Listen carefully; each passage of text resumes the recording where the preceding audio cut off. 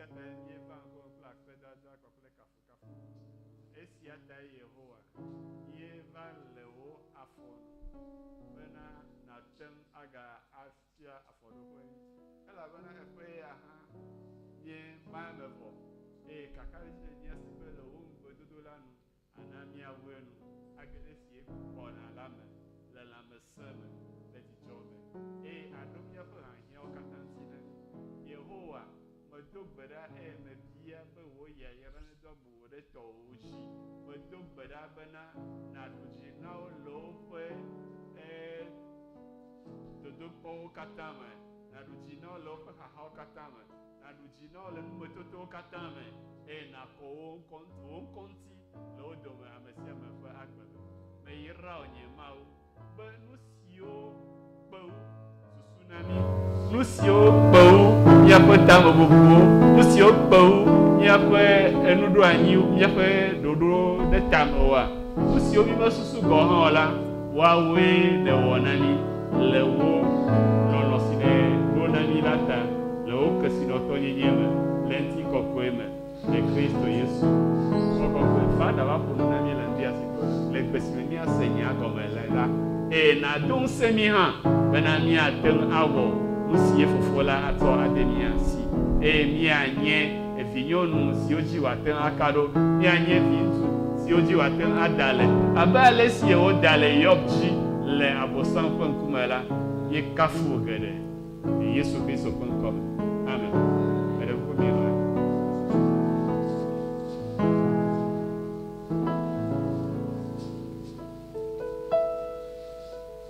ye pole Togo nyigbanyo Togo nyigbanyo ade yo yen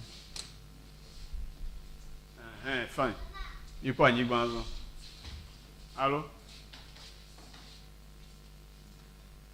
ejume ya no leke anyigbanyo leke aye edo ana mo ma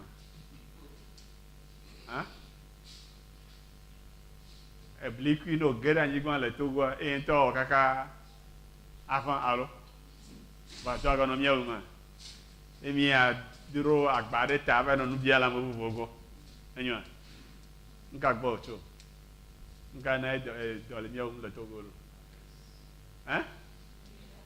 akufia nya fa bo ke ejiu ke sebe emi amabo nei ejuo me ma kwa anyi gba le ke na de ke ma no jo o dagbele di fan akemi oya okwe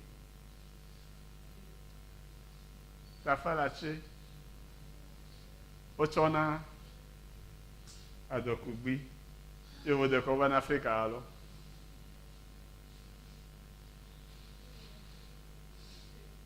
ba doga emi no de jime ma buta na kaka ngo doku akọ ebe ole o ya ogbo nene vita yemo duna doku gbiro e de fime ona ba me ole mi abla doku kwa no yo si mi akọ de gbe de ko akọ do da kekekekeke ame ore e do la o yo anle enyi egbo na vɔŋɔ li doa la mo bete le xexe nogo ta o tsu xɔ na o le xɔ me egbeme le anyi nɔge le avuvɔ be game wa ɖu ta mi nya o de na agble no yovo aƒabli ame ɖeka aƒabli si be lome dzo liboa mi nya nu ka bibli o fa enye nuɖu na eƒe elãwo ma si de ge ɖe eblia awɔ ku etso ge nenema atso ne blia gbenya egbe gbenya ti vɔ kɔa etsui ye wòakɔ sia wòafu ye wòakɔ da ɖe na gboa ye wòakɔ da ɖe na nyi ye wòakɔ da ɖe na alẽ nye wòle leke mi nyina alẽ le fi yɔ medza kplɔ yi gbe me hã metsu ka yi ko ọtọ va edu keke w'atrɔ gbɔ na ame ɖe va yi lia amea dza gɔa eye le yevu de AMEHI le lãnyima agbalẽ le dzidzigbalẽ le lãvia si wowɔ mɔzɔgbalẽvi na lã wodui le tome nɛ ta ne eka asi ame ɖe be lã ŋupɛ fia ɖe kufia ewu gã enu kom papa kple mama ɖe woya wowɔ dɔ vɔ woya wotsi wɔta woate ŋu gbɔ ɖe me zɔ gake ne meva aƒea mea gasia game mama le dzodoƒui le dɔ wɔm alo ne be woya na ma eyɔ ŋkume ebe ŋutɔ mate wɔe o tso game ke wodze dɔwɔ kakaka va na gbe agbɔ ɖe me o woya wotɔ dzɔ wɔwo ɖe eɖo la wɔ dɔ eɖo la xɔlɔ ɖeʋu eme kɔ mi kpɔ tsi ɖe asi aɖe ko nye kpɔ xɔ ƒe akpe atɔ̃ ha ɖe o ta mi ɖo la wɔ dɔ mi ɖo la xɔlɔ ɖeʋu eme kɔkɔ ma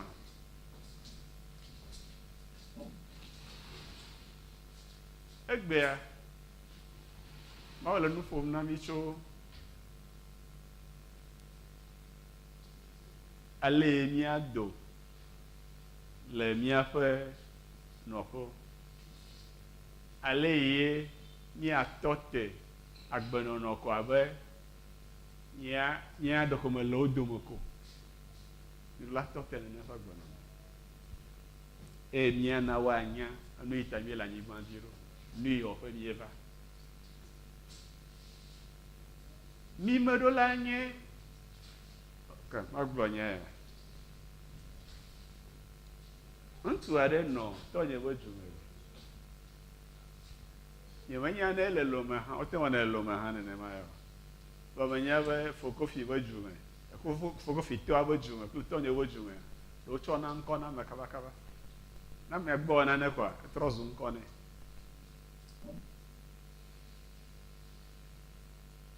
wobe nyemekpɔ teƒe ya va mi va se nya ŋutsua wana be mesena nu nyuie o shumekae etsi yobe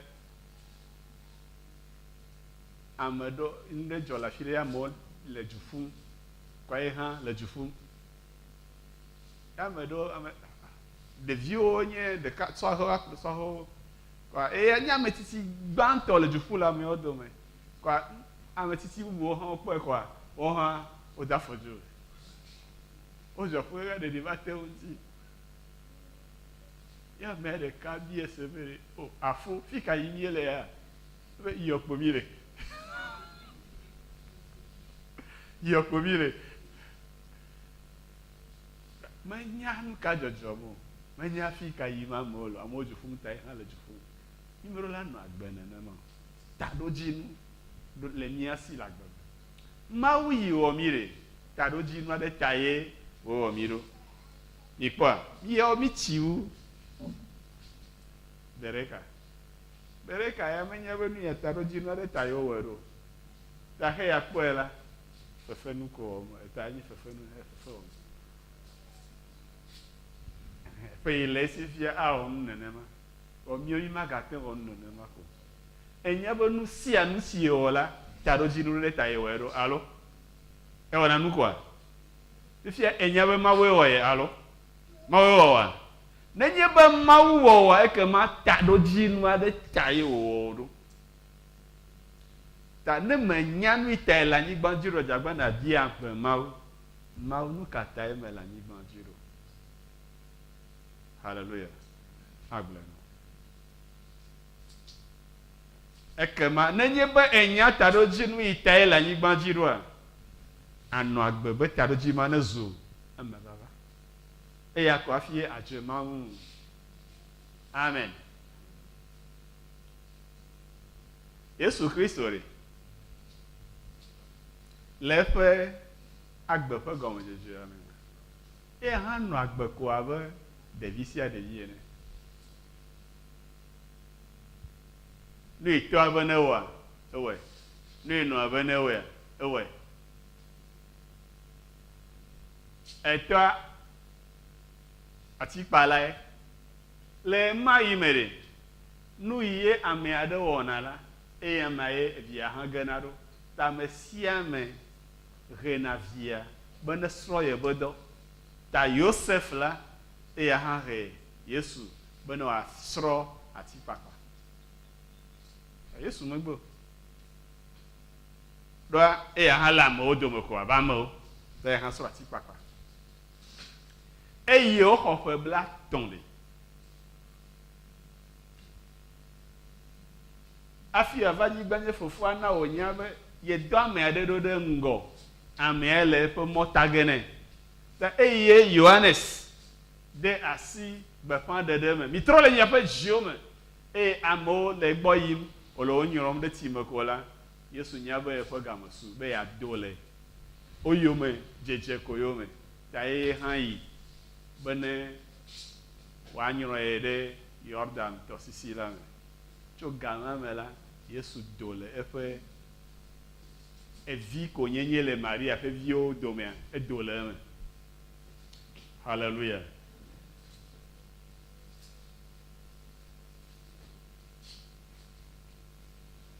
nye kpakple wò hã mía dome ame geɖe yiwo le fia míexɔ ƒe blatɔ̃ vɔ alo ta ele be míado le wo yewo me ko ye me le míado le eme mi maganɔ wòwom elabena avuwo le wòwom o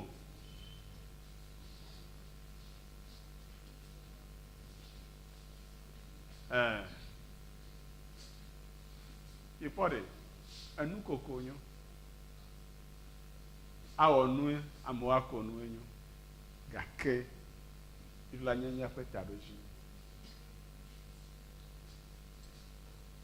ne se ŋutinya aɖe tso míaƒe dukplɔla yi megava li egbe o eya de ma ŋuti etsina be ame yiwo le ye gbɔ dzi nɔnɔ dzɔm ta enɔ ne kaka kɔa edɔna bo ne kɔ tsukutsu va yewoanɔ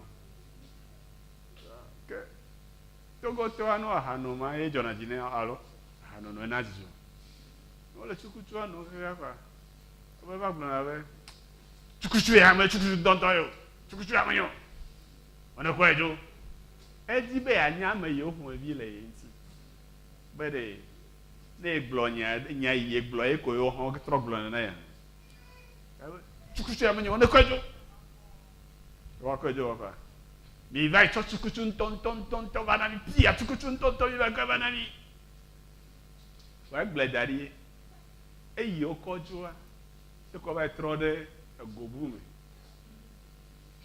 agatsɔ va kɔ yi wotsɔ dzo tsutsutsua wova trɔe ɖe aƒezi me wokɔ va efɔ ne kui ne wokui ne ene oh eya tsukutsu ŋutɔŋutɔ ya amea hã ɖo eya tsukutsu ŋutɔŋutɔ ya amea hã ɖo eya tsukutsu ŋutɔŋutɔ ya ele kaka kpɔkpɔkpɔ mi kpɔ la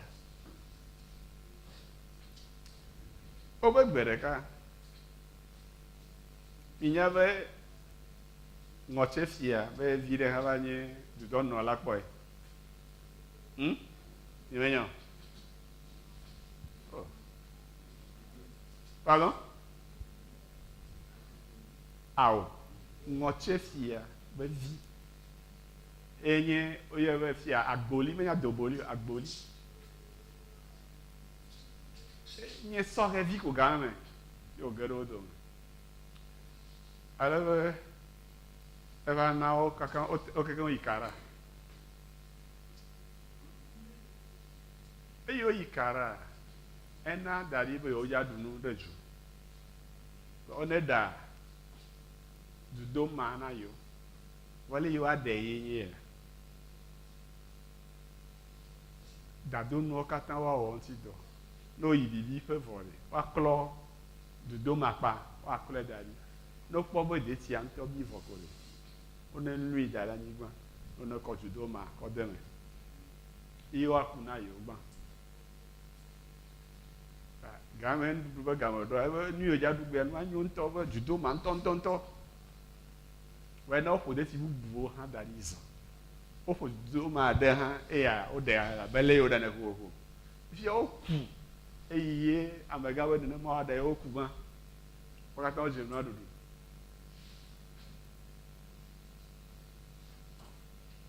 dia AMEHI le go le ko po de si le bo de si anyo nto dia AMEHI plado de si anyo nto AMEHI plado de si anyo nto ba de si anyo nto ba ka de si anyo nto o le jika ka ba do agboliji agbole du kula la bo to mo de kokolo de ti ya me nugo me bio me de kuku de ti ya me bio quoi tu mi da si de gente a tonya te fa e bozu mi ya ala pato ko mi nye an lewe mi nye me de ku mi va bu de ti bubu vana an le ono no gbe adu bubu madu hallelujah maucho na ne demo eye nu yo demo de keke akata le him ma jibere na nye e hao yo me ko no la amen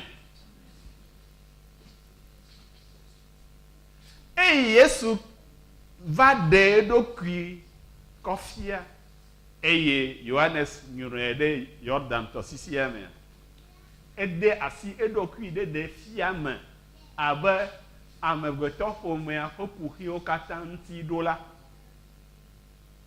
nu yenye kuhi na amegbeto fome yenye be o nuvon e maofe nti kokwe wetedui vobene ya nana wa nyabe ye va yo pe hanyanti doge na yewa eta no kwa gbato dia efuna fune no po anyijela dia ekona enti no kede ameade nti eye eviaku ye de kalia efona mekukwane don mawe ya megbeto kpona abe yo pe ahian edola meade wuma enana ndudu o le gbegbe na ne kemali wa tenadu vo dolum o tele ba biam han akegbo na punu so lowe ni na ndudu so nka mi ekpo mi ko eba enga eji nwo de ji eye o katan odu eji be ya na no ne segon bere no sia nu ye nye open ahia de ye nye ntidodo vo ahia de ka ye nya nawa e nye open kadodo nyi papele ma agbe mele osi o ye va be ato agbe no elebe wa nya ya de ya fiao fonye no bi danye mau so na abanti dodo na duko pe hanya do elebe na de go hallelujah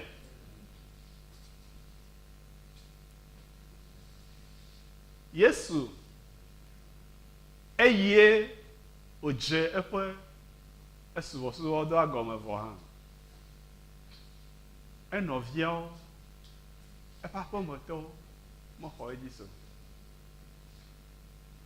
Maria le vi oji de yo mena Joseph Simeon Yuda Jacobo ble Jude Oma ho Jesu no vie nyonu o mo ho Jesu va do garder me le Johannes Fagbanle eta adrelia me azangan de gado eji le Jerusalem esi enye agbado ta pepe yo du nankeke ome adre ojibe yiwa wi gamama wa gamo sunebo wa Yesu mo na ne kela nyigbanji ne mo ogbecho fufu agbo ta eye enɔviawo yawo nya be amewo le Yerusalem yim na zã ta ebe wogblɔ nɛ be kpɔɖa tso na yi Yerusalem dzo le afi ya na yi ɖe Yudea bena wò nusrɔ̃lawo hã nakpɔ nu siwo le wɔm la. Wogblɔna be tababla aƒe wòtso na. Yi gɔme nye be eyi Yesu nya be yeva abe ŋutiɖoɖo na amegbetɔ ƒomea ƒe hanyiawo katã ta. Tso eƒe ɖevi me kea, mexɔe se be nu sia nu nye hahia le aƒe me la, ewɔnɛ. Eɖona to Yosef, esrɔ̃ asikpakpa. Eɖona to Maria, nu yi Maria gblɔ be ne ewɔnɛ. Vɔ ɖe mi nya, Yosef hã, Maria hã, wɔmenɔtɔwo ye wonye. Taga ɖewo me nuɖo va hiãna le aƒea me. Mexɔe se be gaɖewo me, ne Maria yi dzodoƒe be yeaɖa nu na ye srɔ̃ Yosef kple ye viwoa, naneke menɔna aƒea me wòate ŋu azã. Yesu gena ɖe dzi le dzodoƒea. Mama, nu kae mate ŋu awɔ akpe ɖe ŋuti o? O, mete naneke wɔ ge fifi o. Nu ka ta nye mate wɔ naneke o? Me maɖa nu vɔa, mekpɔ be ami aɖeke megale amiguia me o. Ami nya, amiguia, ami menye tsi o, tsi ŋutɔ hã, nenye gui me wòle, ne vɔ ne trɔe lekea, ɖo ye kui ɖeka va dza alo. O mama o, amia me vɔ egale me hafi. Va yi nɔna ɖe o makpɔ gbɔ nɔ. Ne nɔ ava le nu bubu me ka ne va kema ami yɔ eguia. Le yi wɔe ɖo, le yi me wɔe ɖo, eya menyo. Oh, enu ma wa, ewɔ megale zea me ɖo. O mama, ewɔ ze me, ewɔ hã vɔna ewɔ ze mea. Me vɔna ewɔ ze me kɔ ewɔ zea na ma kpɔ. Kaka menɔ abe atrɔ kɔa, kaka ne kpɔa ewɔ gayɔ zea vɔ. Numae na ye, eyi ye woyi srɔ̃ɖeƒe le Kana. Ye Maria kpɔ be wine vɔ le ameawo sia, ye wòva gblɔ na be wine vɔ le wo si. Menya ne mi se gɔme. Ne ɖe mewɔnɛ tsã oa, wɔna nye be aƒeme ye wòwɔnɛ lena. Game mekpɔ su nɛ be wòanɔ wɔm le egota. Yetae wòtona nɔ be ye game mekpɔ su.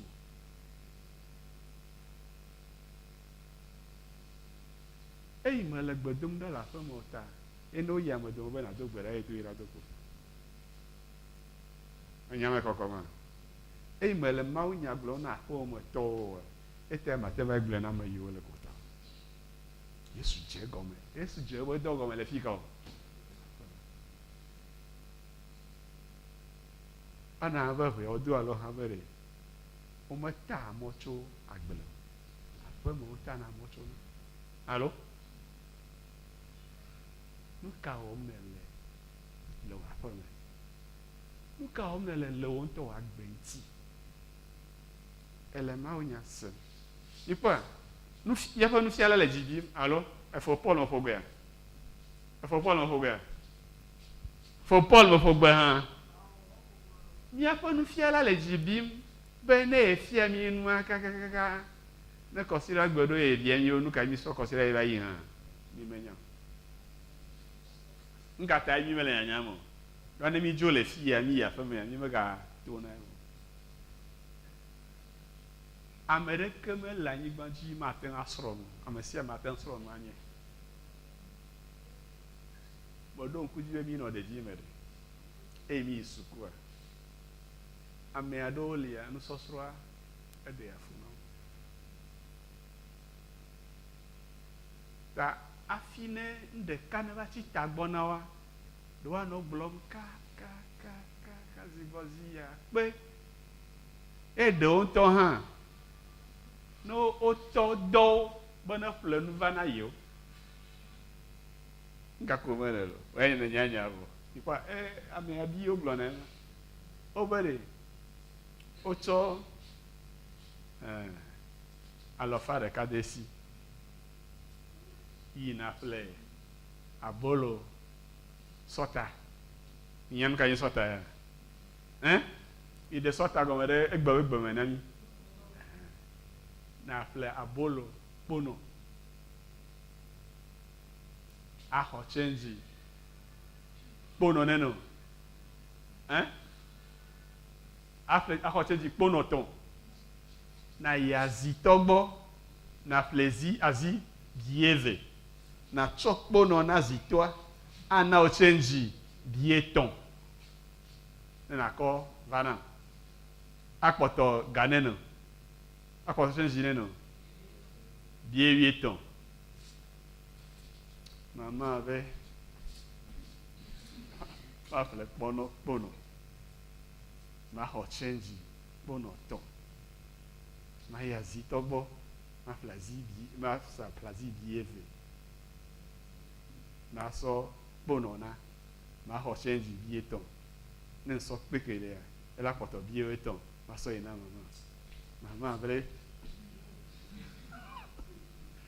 mama be ma ƒle kpono ma xɔ change kpono tɔn mɛ mi ne nya kpɔa ne le gblɔ nenia kakaka ne va yi ɖoa ma ŋlɔ be vɔ ne gblɔ be yeamia nu si gba me sia mea ne o va yi ɖo fi ma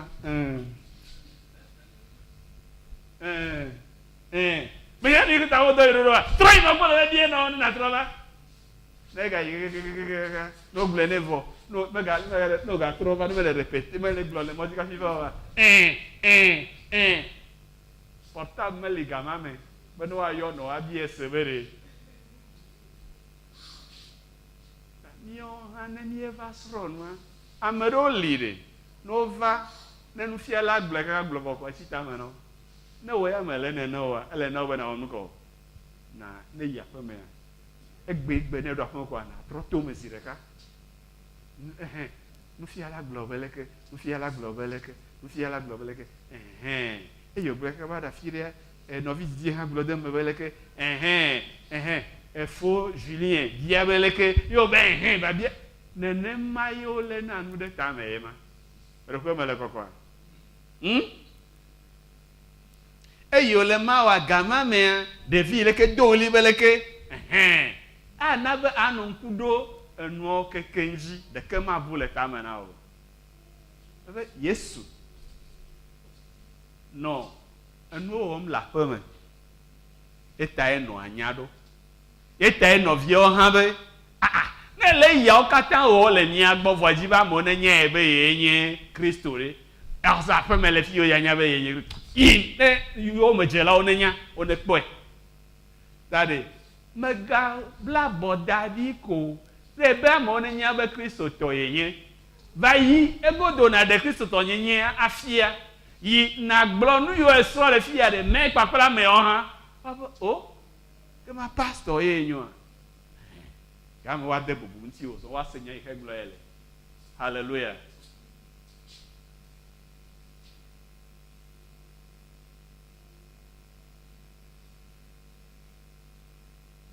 nuwɔwɔ bliboa katã le nia lalam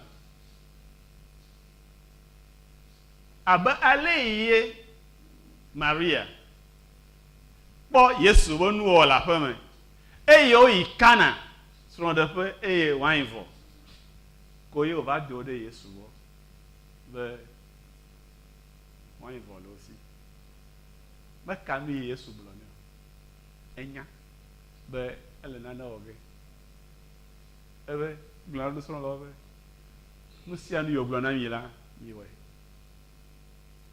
nenye be ame yiwo ƒo xlã wo le aƒewo me le nye be kɔ me eɖe wo Mawu vi nye fiawo eye wonya nyateƒe Mawu vi ye nyoa enye Kristo tɔ nyateƒea woade bubu le afi sia afi eye ne mi va yi ɖo ame dome le mi gblɔe ko be mi lome de azã gã ɖe le fi ma miawo hã mi kpɔ nukpɔkpɔ yi ya me ɖe be yeade mi ti oa wɔwoe gbɔgblɔ na amewo ame ya mi kpɔ enyi ɖe menye ame abe ame sia nu nya yi wògblɔa eva na eme nu yiwo be yeawɔa ewɔ ne wòdze na go amen eta babla wɔ ɖe ne dze gɔme le fi ka o le aƒe me ame yiwo ƒo xlã wɔ ɖe nawo hã ne kpɔ gɔme le Yesu ƒe dɔmenyonyoa me Amen. Meɖe kuku lo. Mi kple Chinois nene edogo kpɔ, nɔ anyi ɖu nu kpɔ. Mi kple Chinois nene kasem kpɔ. Mi kple Japon nene nɔ anyi ɖo dze kpɔ. Ne mi kple ame yiwo ke le kɔme edo na goa. Ne efɔ do le aƒe me ɖe mɔ ye wɔ ye do na goa. Mɔ ye do na gbena, mɔ ye do na gbena wa. Efia ne mi yi dziƒo ɖe me ka wonya gbe le me ka woya do gbɔgbɔ. Manɔ bɔbɔ ɖe na wo be ne kpɔm le dziƒo na te ɖe ŋutinye wa. Apostolo Paulo, edza tente ɖe apostolo Paulo ŋuti ya. Ame yiwo he le Mauritania egbe ya me nyawo. Ne va kpɔ le dziƒo ɖe wo ate ɖoa. Me xɔe se be ehia be ame yiwo he nya xoxoa. Ehia be na kpe ɖe wo na gblɔ nya na wo hɔ ne nu kɔ. Wo ne zu Kristo ƒe nusrɔ̃lawo. Me kpakple ƒometɔ, me kpakple aƒemetɔ. Afi ne Mawu kpɔ be ebi ɖe dɔa me zɔa, adɔ wo ɖe dzidziƒe. Meɖe ƒuƒe me kɔa. Ne mate ŋu wɔe le aƒe me oa, mate ŋu va yi wɔe le egodo.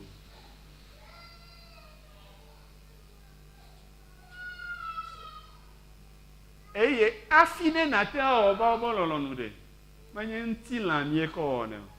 Menye ŋutilã ƒe ŋusẽ mie kɔ wɔne o. Menye ŋutilã ƒe nunya mie kɔ wɔne o. Eta ŋɔŋlɔ le gbɔgblɔ na mi le Romatɔwo ƒe agbalẽ 8:9 me bena evɔ wònye bena miele ŋutilã me o, ke boŋ miele gbɔgbɔ la me. Nenye be Mawu ƒe gbɔgbɔ le mia me, miele ŋutilã me o, ke boŋ miele gbɔgbɔ me boŋ. Nenye be Mawu ƒe gbɔgbɔ nɔa mia me. Yesu ɖe meyi suku ɖeke va yi srɔ̃ ale yi wodzia akpɔnɔ ɖe dzi o. Ale yi woadzi tɔmelã ɖe dzi ame srɔ̃ le suku ɖeke o. Men suku me nusɔsrɔ̃ yo. Amen. Atrɔ eti wòazu wain menye suku wòsrɔ̃e lo. Mawu ƒe gbɔgbɔ yi le emea ye wɔ dɔ ma. Nu yie le amegbetɔ ƒomea hiã megbea, nu yie le nuwɔwɔ hiã megbea, ame ɖeke mate ŋu tsɔ ŋutilã ƒe ŋusẽ akɔ wɔe o. Ehiẽ be Mawu ƒe gbɔgbɔ yi le mewɔa ye koe awɔe. Fifia mi mawɔ nua ɖeke le ŋutilã nu. Paulo le gbɔgblɔ be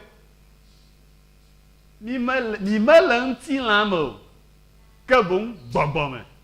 Nenye be Mawu ƒe gbɔgbɔ nɔ mia me, aleke Mawu ƒe gbɔgbɔ anɔ me o ɖo? Hallelujah. Nye be kɔme le afi ya, exɔ ƒomevi vovovowo li. Alo? Exɔ ɖewo li, wotu wo kple simiti. Eteƒe didi. Eɖewo xɔ eƒe 50 vɔ. Eɖewo xɔ eƒe 40. Wotu ɖewo yeye. Zigli xɔwo hã li. Asigliwo hã le afia ɖewo. Meɖe kuku lo. Mi xɔ se be woakpe Togo dudɔnɔla ɖe gbea be ne va nɔ asigli me ko alɔ anɔ me. O alɔ anɔ zigli xɔ me bo. Manɔ me. Fifia mi be Mawu be gbɔgbɔ ya ne va nɔ aƒe aɖe yie wo mele be na me. Aƒea ƒoɖi. Ava nɔ me. Aƒe ka me Mawu be gbɔgbɔ nɔnɔ. Nenye be ŋutilã ya. Fifia ne mele be na ŋutilã o ɖe. Leke Mawu ƒe gbɔgbɔ ate va nɔ me ɖo. Ɖekpe mele kɔkɔm. Ebe nenye be Mawu ƒe gbɔgbɔ nɔa mia me la, ekema miele gbɔgbɔ la me.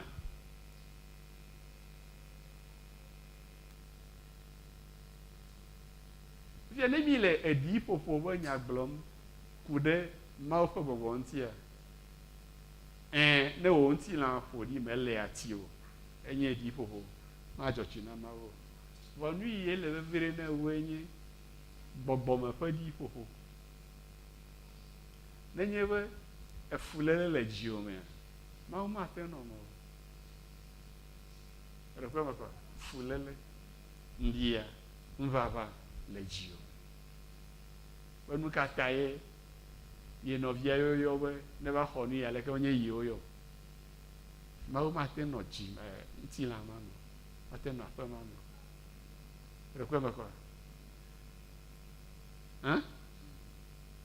nɔviwo kpɔ me lea ekpɔ be ye nyo wi mawu wɔ alo mawu wɔ ya hã ebe ye nyo wɛa ta nu yi dze na eya me dze ne o mawu ƒe gbɔgbɔ mate nɔ me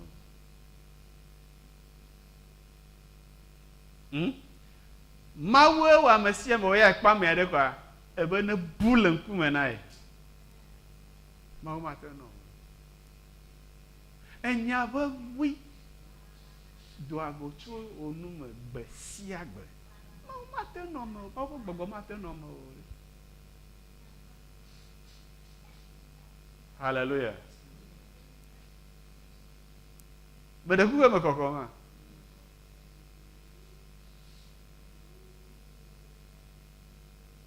tagbɔ kukutɔ eke nugblɔnya ma ɖe mawu ƒe anuwɔwɔ ŋuti leke be mawu ma ke ƒe gbɔgbɔ ne va nɔ ye me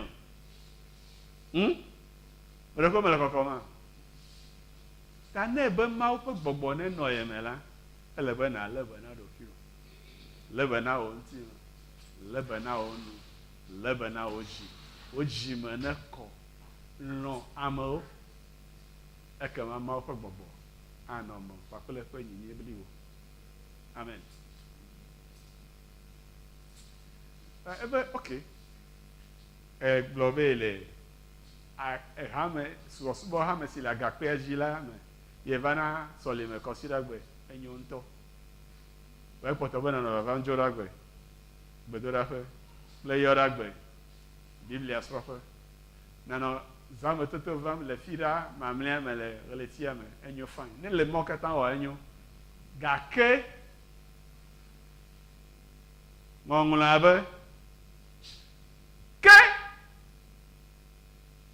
nenye be mawu ƒe gbɔgbɔ mele ame aɖe me o la nenye be kristo ƒe gbɔgbɔ mele ame aɖe me o la ekema eya ma menye kristo tɔ o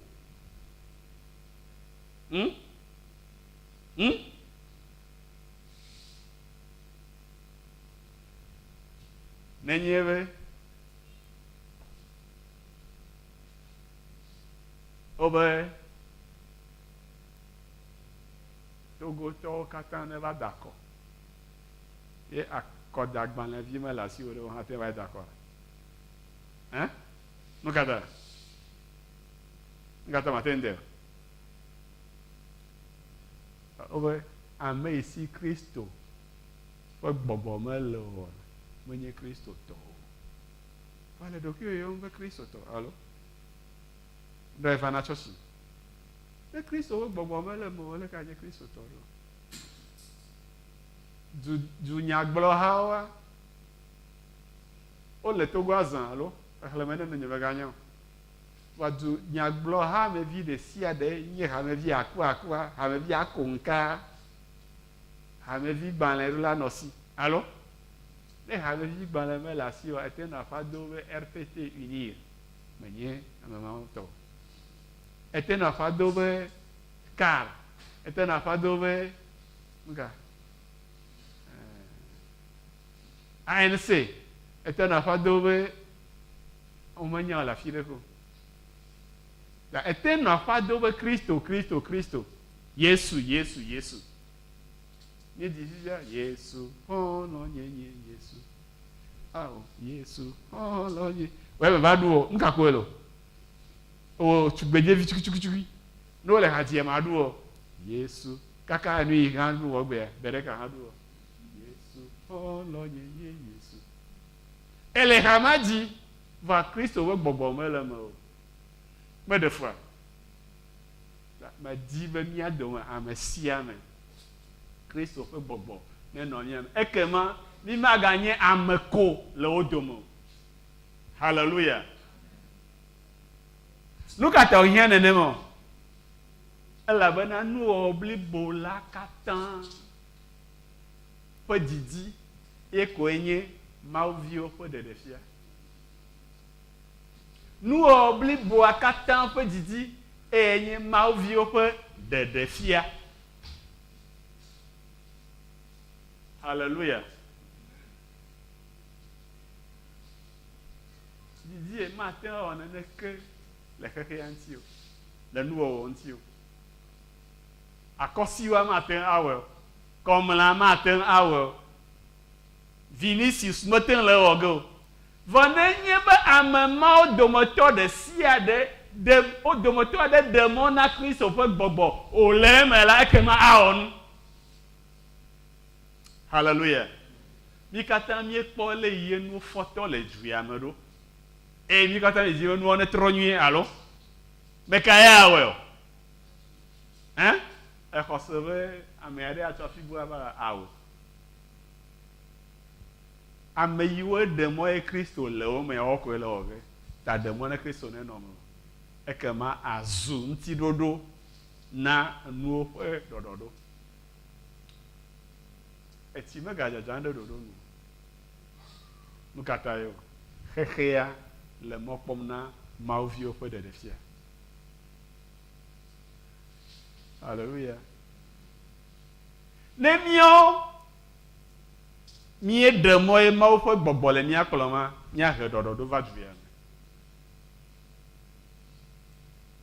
Nenye be le forever dadanye kple nɔvinye woɖe mɔ ma ƒe gbɔgbɔ yɔwa. Wo ɖeɖe woana be tɔtrɔ ava kɔ ame be ame ɖe magakɔ akpleha kɔ ava kɔ ɖe gɔta me. Ɖeku mi le gɔme se ma. Akpleha kpakple gbeɖuɖɔ kɔkɔ ɖe gɔta me eye ewɔ be ne tsi dza etsi le na amewo. Ɖo gɔta eɖɔ. Alo? Nu ka ta ye míaƒe lomegbɔ me nɔ ƒeƒem ga ɖo me kunu ɖo? Egɔme nye abe ya hã tso koa eyi nugodo le afi ɖe koa eva yi wɔe ɖe fi ma. Akpɔ ŋutsu do le aƒe me fain, dzra ɖo fain. Ke va tɔ te ɖe mɔ xa koa ale va rozoa ɖe asi.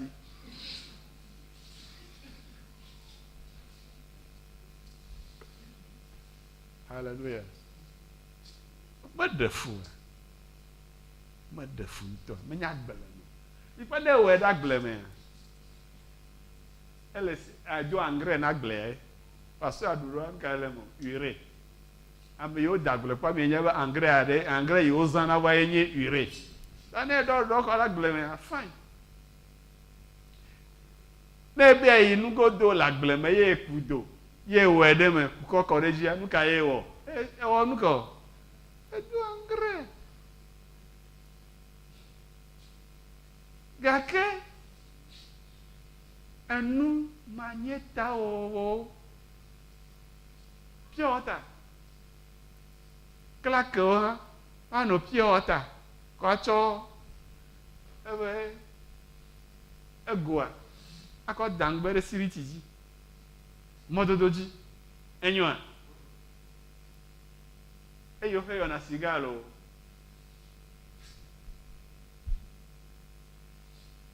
Woayɔ, woaɖu shingom. Woakɔ da ɖe fi gɔ. Anyigba prɔ. Woya zɔ va yina ko. Meɖe kuku lo. Nu ka ta ye menya be ame geɖewo le fia va ma ƒe gbɔgbɔ me le wo me. Ewɔ kpɔna woɖuna shingom trena ɖe zikpuiwo ŋu le fia. Meva ɖena. Shingom.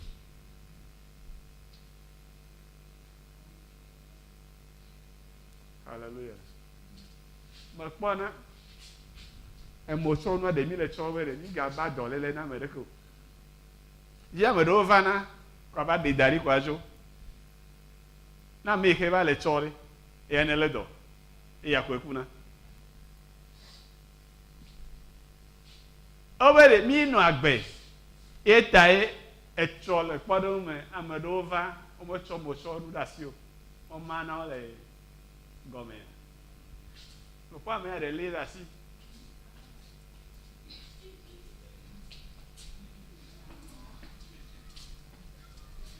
Edada yo enɔa yo va nɔ gbɔ le fi ya. Yo le aseŋka kaka wòtsɔ be emɔtsɔnua kɔ da ɖe enɔa dzi. Meɖɔe kaka ɖe kɔmi ye kaka. Amen. Ye tsɔ ne va lé dɔ koa, ya ma vu mi tome ɖe yame wome le gbedo ɖe tɔ. Dɔ bubu ɖeke meli ma o. Hey!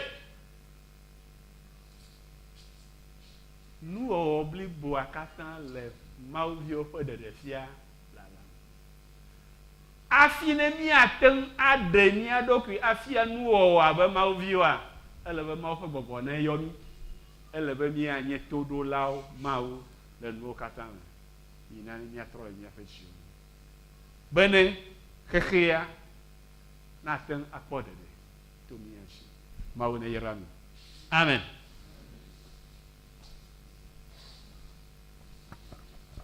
Amen. Mina mia funu nama.